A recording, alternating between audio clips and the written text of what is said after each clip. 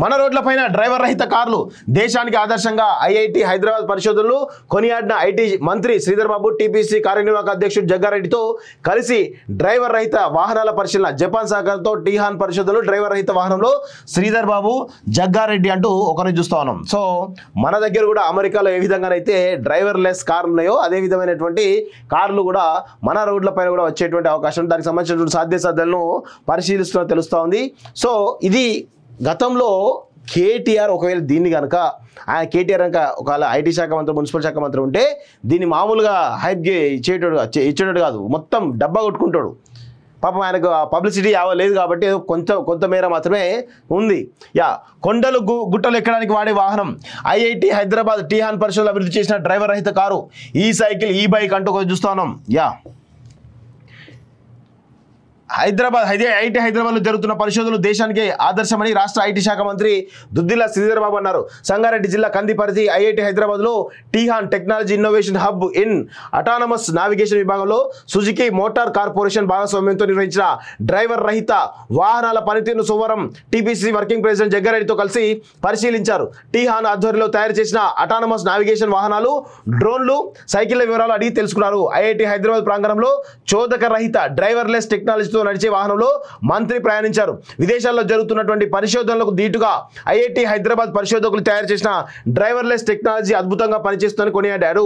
IIT Hyderabad director BS మూర్తి సలహాలతో టీహాన్ అధినేత రాజలక్ష్మి నేతృత్వంలోని పరిశోధకులు గ్రామీణ రోడ్లు, పట్టణాల్లో ట్రాఫిక్ పై 3 ఏళ్ల పాటు అధ్యయనం చేసి జీపీఎస్ సెన్సార్లు అమర్చి ఈ వాహనాలను అభివృద్ధి చేసినట్లు తెలిపారు. త్వరలోనే మన రహదారులపై చోదక రహిత వాహనాలు పరుగులు తీయడానికి చూస్తామని ఆయన పేర్కొన్నారు.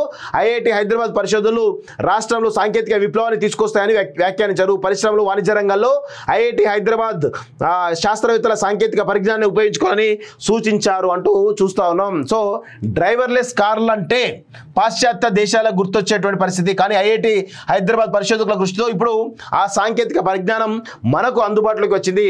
టీహాన్లోని డ్రైవర్ రహిత వాహనాలు రూపుదిద్దుకున్నాయి. సోమవారం ఈ వాహనాలు ప్రయోగాత్మకంగా పరీక్షించారు. ఇందుకోసం టీహాన్ వద్ద ట్రాఫిక్ సిగ్నల్లు, స్పీడ్ బ్రేకర్లు, గుంతలు, మూల మలుపుల రోడ్లను ఏర్పాటు చేశారు. ఈ వాహనాలు దారిలో ఎదురొచ్చే పశువులు, మనుషులు, ఇతర వాహనాలను 40 మీటర్ల దూరం నుంచి పసిగడతాయి. 15 మీటర్ల దూరంలో వాటంతటవే ఆగిపోతాయి. కాగా ఈ వాహనాలను ఐఐటి హైదరాబాద్ విద్యార్థులు, అధ్యాపకులు మెయిన్ గేట్ నుంచి ఐఐటిలోని అన్ని విభాగాలకు చేరుకోవడానికి వినియోగిస్తున్నారు అంటూ చూస్తా ఉన్నాం. సో గతంలో ఐఐటి హైదరాబాద్ కోసం భూమి కావాలని కోరగా అప్పటి ప్రభుత్వం జగ్గారెడ్డి కందిలోని రైతులు ఒప్పించి దాదాపు 600 ఎకరాలు సేకరించి ఇచ్చారని చెప్పేసి తెలుస్తా ఉంది.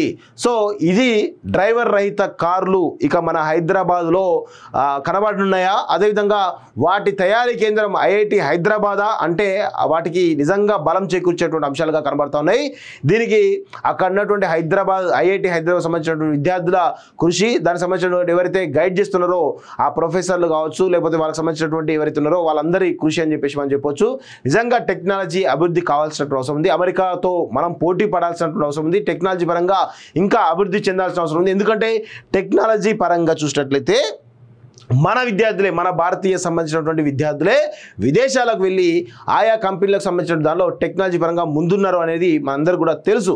సో ప్రస్తుతం మన హైదరాబాద్లోనే ఇలాంటివి పరిశోధనలు జరగడం, సక్సెస్ఫుల్గా ముందుకు పోవడం, ఇవన్నీ కూడా చూస్తూ ఉంటే మరికొద్ది రోజుల్లోనే మన హైదరాబాద్ ఇటు దేశంలోనే గాను ఇటు ప్రపంచంలోనే అగ్రగామిగా నిలిచేటువంటి అవకాశం అయితే ఉంటుంది.